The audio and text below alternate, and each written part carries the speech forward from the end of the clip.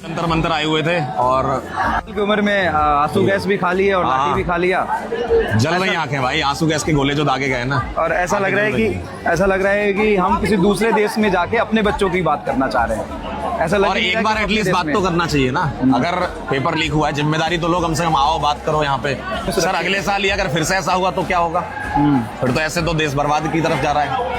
और ये बढ़ता ही जा रहा है। पिछले 10 साल में मैं बार बोलो 5 बार तो नीट का पेपर लीक हो चुका है जो पता चला है। हाँ, कितनी बार और होगा जो हमें पता भी नहीं चला होगा। और जवाबदेही चाहिए भाई, जिम्मेदारी लो। अगर पेपर करा रहे हो तो ढंग से पेपर कराओ। अगर आप ढंग से पेपर नहीं करा सकते तो पेपर कराना नहीं चाहिए फिर।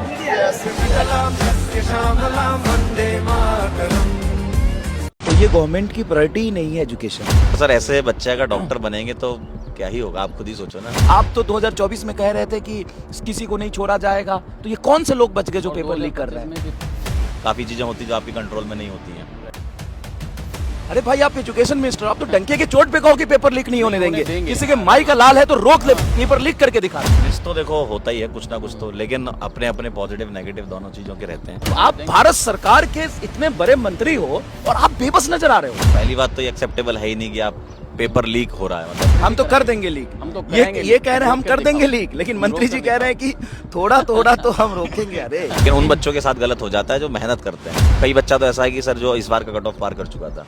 हमारे बड़े नेता, नाम नहीं लेते, हमारे बड़े नेता जब एक छोटे से कहीं मोहल्ले में निकलते तो 100 सिक्योरिटी गार्ड उनके पीछे चलता है। हमारे जो बिहार के यूथ है वो बेचारे दिल्ली और मुंबई जाते हैं और छोटे छोटे कमरे में 20-20 लोग रहते हैं।